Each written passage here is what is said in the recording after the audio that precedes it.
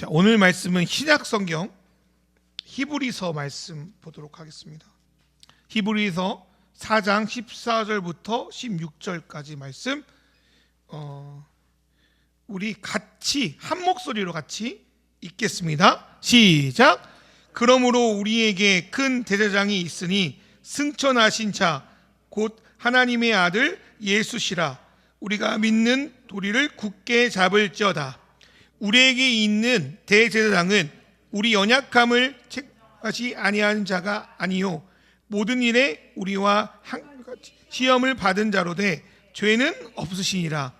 그러므로 우리는 국륜하심을 받고 때를 따라 돕는 은혜를 얻기 위하여 은혜의 보좌 앞에 담대히 나아갈 것이라. 여러분 살면서 여러분이 좋아하고 애정하는, 여러분만 알고 있는 로컬 가게가 어느 순간 그 프랜차이즈로 변해버린 경험 다들 갖고 있을 것 같은데, 여러분 뭐가 생각나십니까?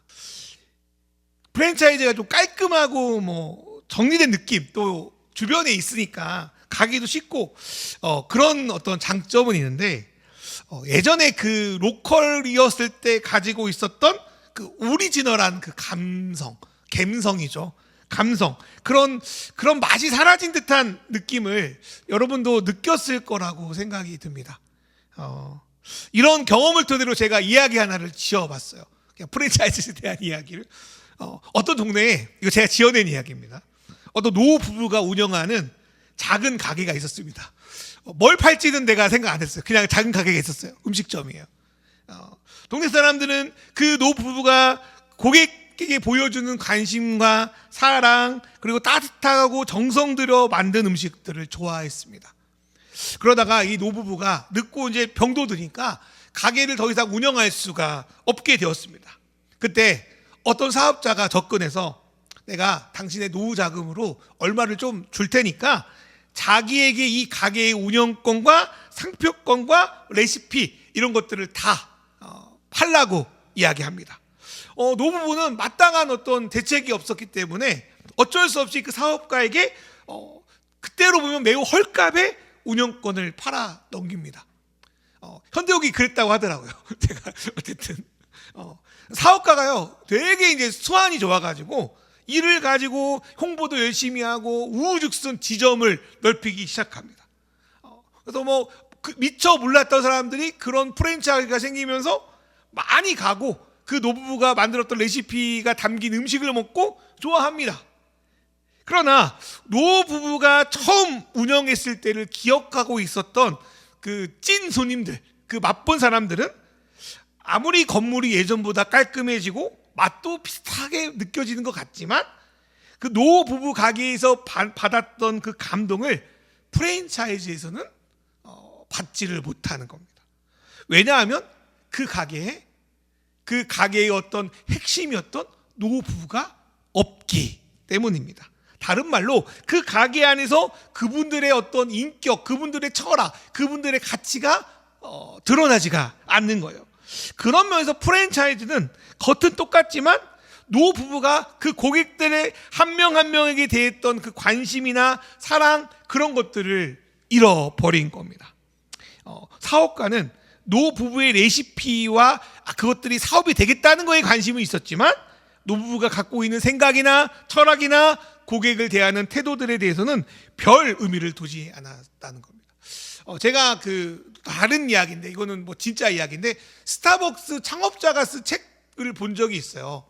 근데 그 책에 그 스타벅스의 철학이 있는 거예요. 왜 스타벅스는 그 기계가 낫냐? 고객들과 소통하기 위해서다. 왜 진동벨을 안 울리냐? 고객들과 이야기하기 위해서고 고객들에게 별명을 지어줘서 소통하기 위해서다. 근데 그거를 보면서, 오래전 이야기인데 우리 한국 스타벅스 전혀 그러지 않는데 라는 생각이 들었어요. 그러니까 그것만 봐도 스타벅스가 처음 만들어졌던 가치와 한국에 있는 스타벅스는 되게 다른 거예요. 그래도 뭐 좋아하긴 하겠지만 좀 그렇습니다. 저는 그 신앙 또 교회가 이와 마찬가지의 어떤 뭐 문제라고 표현하기 그렇지만 마찬가지의 현상을 겪고 있지 않나라는 생각이 들었습니다. 우리 교회의 창시자는 뭐 저나 여러분도 다 동의하다시피 예수님이겠죠. 그리고 그 교회는 예수님이 승천하신 후에 마가의 다락방에서 모여 기도했던 120명 정도의 성도를 통해서 시작되었다고 사도행전에 기록되어 있습니다. 그들의 수는 작았지만 예수님이 보여주신 놀라운 일들, 다른 말로 어떤 신성, 기적 이런 것뿐 아니라 그분의 인성, 함께 먹고 함께 자고 함께 웃고 함께 혼나기도 하면서 겪었던 그분의 인성도 함께 경험했던 사람들이었습니다. 하지만 오랜 시간이 지나면서 사람들은 예수님에 대한 어떤 신성에 대한 집중을 많이 하지, 그분이 우리와 똑같은 사람으로서 이 땅에 숨쉬고 있다는 것은 까먹습니다. 인성이 있다고는 말은 하지만 많이 까먹습니다. 그래서 예수님이 누구인지를 잘 몰라요. 잘 모르는데 그냥 예수만 믿으면 구원받는 정도의 신앙을 가진 분들이 의외로 많습니다. 제가 어떤 전도사 때 공부할 때 보수적인 어떤 목사님이셨는데 그런 말을 저한테 하더라고요. 자기도 어떤 분한테 들었대. 성경이 그 로마서하고 에베소서만 있으면 내가 신앙생활하고 구원받는데 별 문제가 없을 것 같다고. 그러니까 거기에 복음의 핵심이 들어있다고. 근데 지금 생각해 보니까 그 말이 너무 저는 좀 충격적으로 들려요. 예수님이 어떤 분인지 모르고 그냥 예수를 믿으면 구원받는다 정도만 하면 구원받는다는 말이, 와, 그 기독교 복음과 얼마나 동떨어져 있는가. 이름만 와이프도 있지만 천은진이면 그냥 다 되는 건가? 이름만 누구누구면 그냥 결혼하고 사는 건가? 그게 신앙일까? 저는 그렇지 않다는 생각에 도달했습니다. 그러니까 의외로 예수는 모르고 예수를 믿는 사람들이 많아요. 재밌지 않습니까? 예. 마치 인기 있는 프랜차이즈가 어떻게 생겨났고 그 메뉴들이 어떤 의도와 목적으로 생겨났는지 별 관심도 없고 그냥 유명하니까 집 근처니까 그냥 시켜먹는 대부분의 사람처럼 우리는 그런 신앙생활을 하고 있습니다. 기독교인들은 예수님을 가르쳐서 막 하나님의 아들, 왕의 왕, 창조주, 막 거창하고 위대한 표현들을 즐겼습니다. 그런데 그분이 어떻게 태어났는지, 어떤 대우를 받고 자라났는지, 무엇을 위해서 세상과 맞서 싸웠는지, 뭘 위해서 죽으셨는지에 대한 관심은 별로 없습니다. 그냥 단순히 우리 죄를 위해서 죽었어, 우리가 구원받았어, 용서받았어, 우리 천국 가, 그 정도로 끝납니다. 근데 솔직히 프랜차이즈는 그 메뉴의 의도를 잘 몰라도 맛있으면 돼요. 그 창시자가 누군지 잘 모릅니다, 솔직히. 근데 좀 신앙은 좀 다르지 않을까, 예수님은 좀 다르지 않을까 싶습니다. 기독교, 이게 기독이라는 말이 그리스도라는 그 한자 표현이거든요. 예수교, 그것도 이제 예수님의 종교다라는 표현이에요. 예수교 장로회 그러죠. 그것처럼 예수님은 기독교의 신앙의 중심이자 모든 것이라고 우리는 배웁니다. 그런데 진짜 창시자 예수를 모르고 신앙생활하는 것은 마치 햄버거 집에 가가지고 고기 패티를 빼고 먹어도 진짜 맛있다고 먹는 것과 똑같습니다. 어떻게 햄버거에 패티가 빠지면 그 햄버거라고 할 수 있겠습니까? 그래서 저는 오늘 예수님이 이 땅에 살으셨던 그 시대는 어떤 시대였을까? 예수님은 그 시대 속에서 어떻게 태어나고 자라셨는가? 그리고 예수님은 수많은 해결책이 난무하고 이게 맞다 하는 그런 가운데 어떤 것이 맞다고 생각하고 어떤 것을 가르쳤는가를 몇 번에 걸쳐서 좀 나누려고 합니다. 첫 번째로는 예수님이 태어난 곳 유대에 대한 말씀을 좀 드리려고 합니다. 유대 땅은 여러분 알다시피 오늘날 팔레스타인 땅, 지금도 이스라엘과 팔레스타인들이 그 분쟁과 아픔이 끊이지 않는 곳에 태어났습니다. 저 개인적으로 오늘날 거기 있는 그 이스라엘인들, 유대인들이 그 팔레스타인들을 대하는 걸 보면 매우 잔혹하고 너무하다는 인상을 지을 수 없습니다. 인종 말살 같은 끔찍한 단어들이 그곳에서 흘러나옵니다. 그러나 1세기 예수님이 태어났을 쯤의 유대는 오히려 정반대의 상황이었습니다. 외부의 침략자들에 의해서 유대 사람들은 오늘날 팔레스타인 사람들과 같은 대우와 취급을 받고 있었습니다. 유대인은 아시리아라는 나라부터 또 신바벨로니아 나라로부터 멸망한 뒤 약 800년 동안 외세의 지배를 받습니다. 뭐 중간에 그 하스본 왕조라고 해가지고 한 자치정부 정도 되는 왕국이 한 100년 정도 존재했는데, 그것 빼고는 외부 침략자의 공격을 받고 지배를 받았습니다. 그 하스본 왕조도 우리가 로마사를 좀 관심 있으면 잘 아는 그 폼페이우스한테 이제 멸망을 당하죠. 보통 800년 동안 외세의 침략을 받고 있으면 그 나라의 정체성은 어떻게 됐을까? 사라지지 않을까요? 물론 그 땅에는 좀 그 순응하고 협력하는 세력도 있었지만 여전히 저항을 꿈꾸고 독립을 꿈꾸고 투쟁하는 이들이 800년 동안 계속적으로 진행되고 있었습니다. 그리고 그러한 사람들의 마음의 중심에는 메시아야라고도 하죠. 히브리어로 메시아야. 그리고 그리스어로 크리스토라고 부르는 하나님의 기름 부은 자가 자기들을 구원해 줄 거라는 믿음이 그 안에 있었습니다. 그래서 그 당시 예수님 말고도 수많은 자칭 메시아들이 많았다고 합니다. 우리가 기독교인들이 메시아라고 하면 예수님 한 분뿐이지만 1세기 유대인들에게 메시아는 나라와 민족이 어려울 때 하나님의 소명을 받아서 자신들을 적에서 구원해주는 그런 인물을 의미합니다. 뭐 우리나라로 따지면 뭐 이순신 장군 같은 분이 이제 메시아 같은 거죠. 뭐 넓은 범위에서 뭐 성경의 모세, 뭐 기드온, 사무엘 같은 사사들, 또 다윗 왕, 뭐 이런 사람들이 메시아의 큰 범주 안에 속해 있었습니다. 특별히 유대인들은 그 선지자 이사야의 예언을 신뢰합니다. 뭐 이사야서 61장 1절의 말씀에도 이런 말씀이 있죠. 주님께서 나에게 기름을 부으시니 주 하나님의 영이 나에게 임하셨다.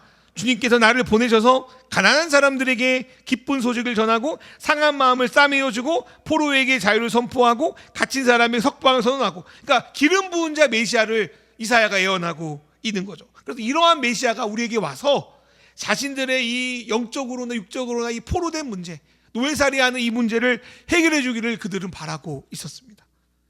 이러한 바람은 그때 그 사람들뿐 아니라 오늘날에도 있습니다. 제가 오래전에 방영됐던 그 드라마 봤는지 모르겠는데 빈센조라는 드라마가 있어요. 여러분 봤습니까?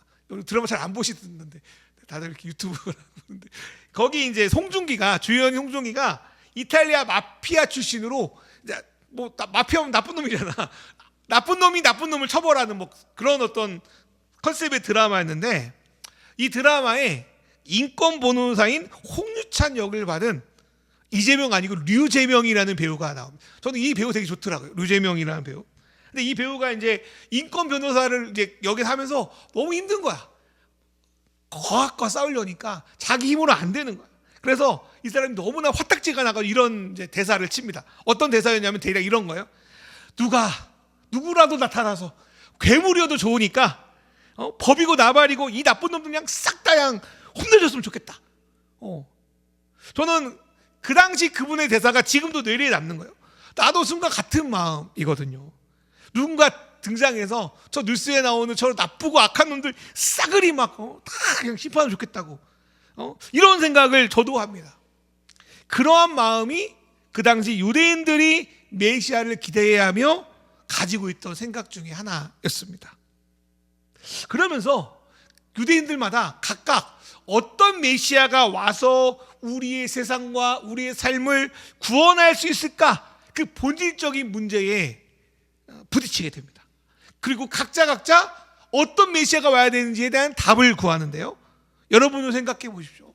어떤 메시아가 와서 진정 우리가 사는 세상을 구원할 수 있을까? 여기에 대한 답이 예수님의 오심이었는데, 뭐 그거에 대한 거부도 하고 뭐 받아들이기도 하는데, 그 질문에 대한 내용은 뭐 다음번에 다루려고 합니다.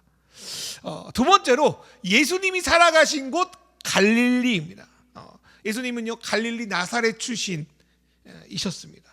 물론 예수님이 태어나신 곳은 유대 베들레헴인데, 예수님께서 이 땅에 계셔서 대부분의 시간을 보낸 곳은 갈릴리, 특별히 나사렛이라는 지역입니다. 마태복음 4장 15절에 16절에 보면 그 마태 사도는 예수님이 갈릴리에 태어나신 것은 이사야의 예언을 성취한 거다, 그렇게 설명하는데요. 저는 그게 이제 마태 사도가 예수님이 갈릴리에서 계셨던 거를 좀 커버치려고 하셨던 것 같아요. 갈릴리에 태어난 게 그냥 태어난 게 아니라 예언된 거야. 왜냐하면 그 당시 갈릴리는 유대에서도 사마리아 다음으로 가장 천대받는 지역 중에 하나였습니다. 사마리아는 이제 사마리아인들이 이제 있어서 그랬는데 갈릴리 사람들은 유대인이어도 천대받는 사람들이었습니다. 그래서 요한복음에 나오는 나다니엘이라는 제자가 있는데 이 제자가 이제 나름 훌륭한 제자였어요. 근데 친구 빌립이라는 사람이 막 나다니엘 쫓아와가지고 야, 내가 갈릴리 나사렛에서 메시아를 봤어. 메시아가 예수 같아. 그랬더니 이 나다니엘이 무시하면서 뭐라고 하냐면 야, 갈릴리 나사렛에 뭔 선한 게 나와. 안 돼. 이렇게 말하는 장면이 요한복음 1장 46절입니다. 나다니엘이 되게 예수님께서 야, 이스라엘 중에 너같이 좋은 사람이 없어. 이렇게 말할 정도로 나름 괜찮은 사람인데 이 나다니엘도 이 갈릴리에서 선한 게 나올 수 없어. 막 그러거든요. 그게 대다수 유대인들 생각이었습니다. 전 이 말을 들으면 전에도 말하는 것 같은데 우리 전라도가 좀 생각이 나요. 뭐 전라도 무시하는 사람들이 많더라고요. 전라도 것들이 뭐 이런 걸 되게 많아요. 그 말을 저는 되게 충격적. 전라도 사람들이 그런 말을 할 때 되게 충격적이거든요. 예수님이 갈릴리 나사렛에 태어난 것을 듣자마자 이 나다니엘의 사람도 갈릴리에서 뭐 선한 게 나와 이랬다는 거예요. 왜 그랬냐? 여러 가지 이유가 있겠지만 갈릴리가요, 그 당시 사람들에 있어서 혁명과 저항의 땅이었습니다. 예를 들어서 예수님이 태어나기 전 나사렛 이후에 세포리스라는 지역이 있는데 거기에서 로마에 반항하는 뭐 반란, 뭐 저항, 혁명이 일어납니다. 그 로마가 이거 그냥 두면 안 되게 생각해서 세포리스라는 도시에 가서 세포리스에 있는 모든 사람을 다 죽여버립니다. 성경적 하렘이라고 하죠. 다 죽여. 남녀노소 막론하고 진멸해버립니다. 그리고 나서 그 길가에 수천 명의 그 주동자들, 반란군들을 어떻게 처형했냐면 십자가에 매달아서 처형합니다. 그래서 저기 그 큰 도로에 십자가가 몇천 명의 십자가가 쭉 깔려 있는 거예요. 그리고 이제 오랫동안 놔둡니다. 왜 그런 짓을 합니까? 야, 로마의 반란 일으키면 저렇게 돼. 어쩌면 그 예수님의 어머니 마리아의 친척 중에도 죽은 사람이 있었을지도 모르겠어요. 어쩌면 아버지 요셉이 뭐 언제 태어난지 모르지만 목수잖아요. 십자가를 만들었을지도 모르겠어요. 마리아가 저기 엄마 아빠가 안 나오잖아요. 엄마 아빠 안 나올 수도 있는데 어쩌면 엄마 아빠가 그때 죽었을 수도 있겠다라는 생각도 있어요. 어쨌든 이거 상상의 영역인데 그렇습니다. 그런 갈릴리 지역을 보고 로마에 순응하며 권력을 누리는, 어쩌면 예루살렘 같은 사람들은 야, 천원들이 또 반란 일으켜가지고 우리만 손해보는 거 아니야? 우리만 로마한테 피해보는 거 아니야? 그런 생각을 갖고 있었다는 거죠. 그래서 갈릴리를 더 무시했던 것 같아요. 그런데 하나님이요, 다른 좋은 것도 많은데 갈릴리 나사렛 출신의 예수를 이 땅의 메시아, 이 땅의 하나님의 아들로 보내셨다는 거예요. 하나님은 유대에서 가장 상처받은 곳, 가장 무시당하는 곳, 저항과 혁명과 아픔이 끊이지 않는 이곳에 메시아를 자라게 하셔서 그 메시아가 그런 자들도 품을 수 있도록 하신 게 아닐까 생각을 했습니다. 두 번째로 예수님은요, 성경에서 많이 나타나는 건 아닌데 사생아 취급을 받았을 거라고 추정합니다. 예전에 예수는 12살이라고 해가지고 그 세밀클 프로스에서 나온 예수님의 어린 시절을 그린 그 만화책이 있습니다. 거기서 예수님은요, 제가 그 당시 이제 약간 충격받았었는데 여기서 예수님은요, 동네 사람들, 더 나아가서 동생 야고보에게조차도 무시당하는 약간 사생아 취급받는 아이로 나옵니다. 그래서 이게 뭐 성경에 있는 거야 하고 내가 충격받았던 기억이 있어요. 여러 정황을 볼 때 예수님이 사생아라고 많이 이렇게 오해받았다는 풍문들이 충분히 있을 수 있습니다. 마태복음 보니까요, 마리아가 예수님을 임신한 것을 예비 남편이 될 요셉이 알아차렸다고 기록되어 있어요. 그러면 남편 요셉이 좀 알아차릴 정도면 주변 사람들 중에도, 특별히 여자들은 더 알아차릴 가능성이 있습니다. 그 마태복음 1장 18절을 보면 이런 말씀이 있죠.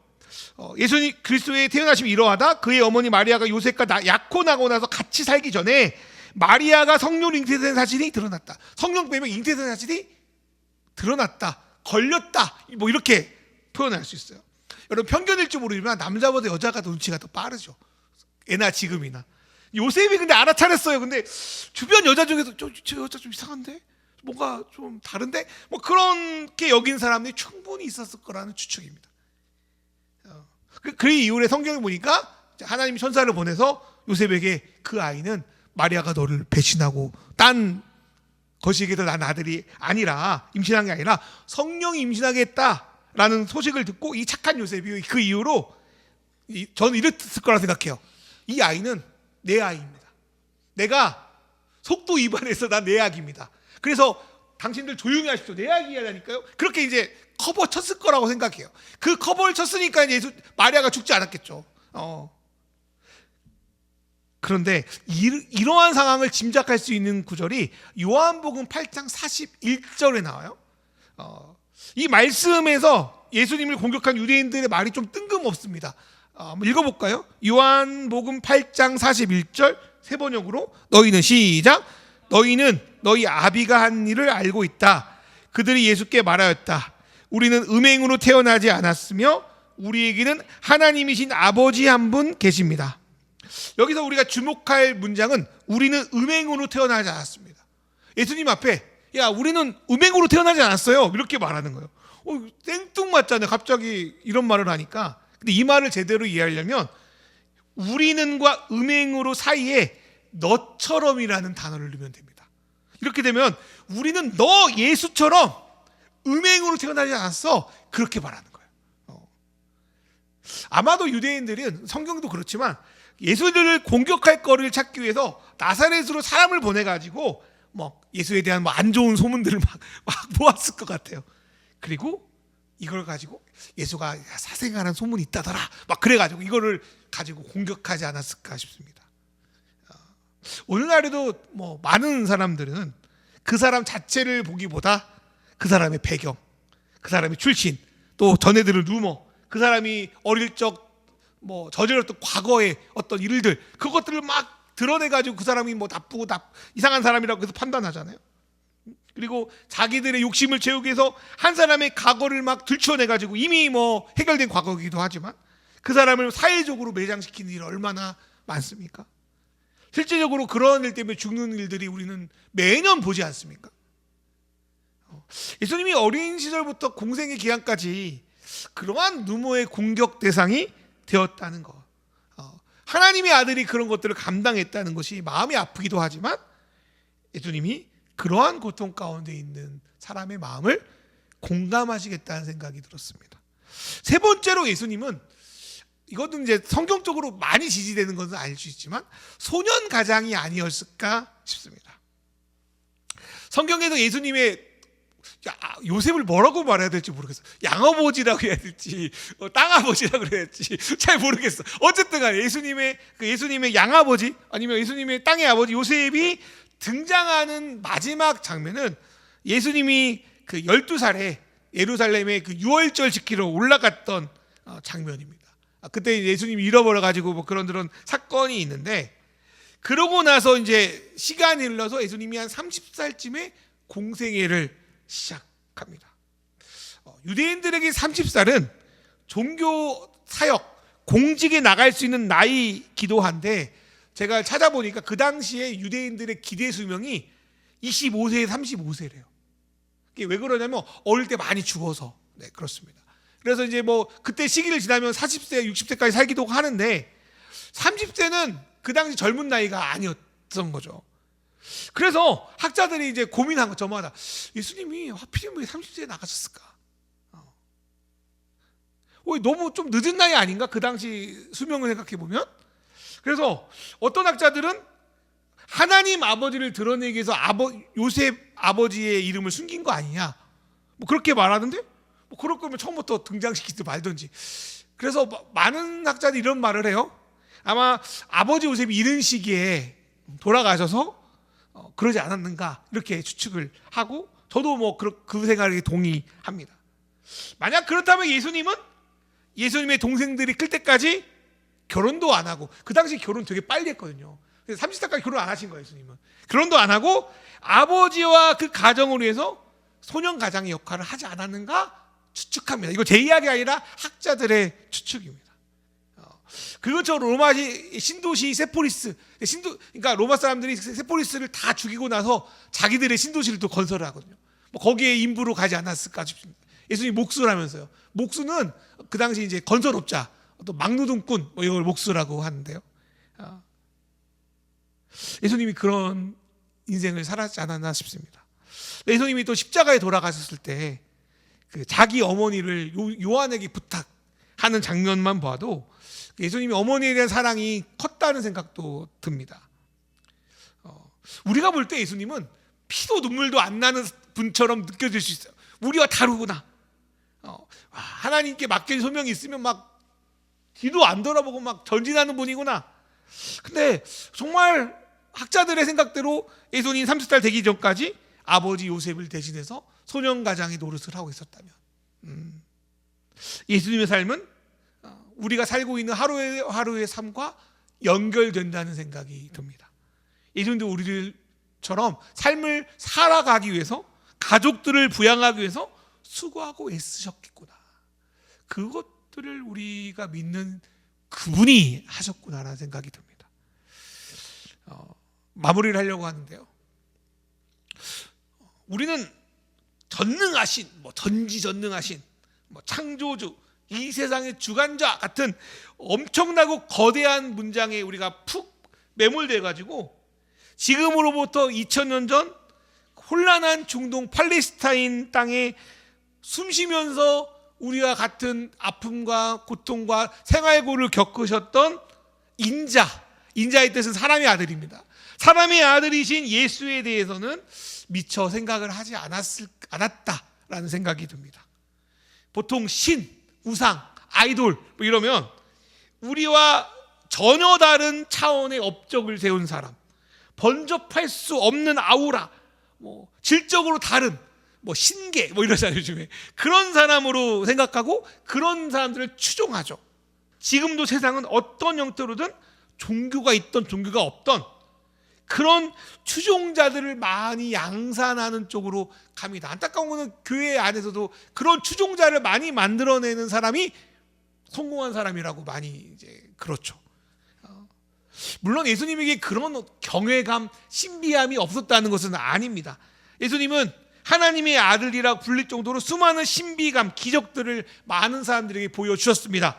그러나 예수님은 사람들이 그런 것들을 보고 자기를 어떤 영웅이나 어떤 지도자나 어떤 우상들처럼 따르기를 원하지 않았어요. 그걸 단적으로 보여주는 게 그 5,000명을 물고기 2마리와 보리떡 5개로 먹이신 사건입니다. 먹이고 나서 사람들이요, 요한복음 6장 15절에 보니까 사람들이 와, 이 사람만 따라가면 굶어 죽을 일이 없겠구나 해가지고 이 사람을 왕으로 모시자 해가지고 막 왕으로 떠받듭니다.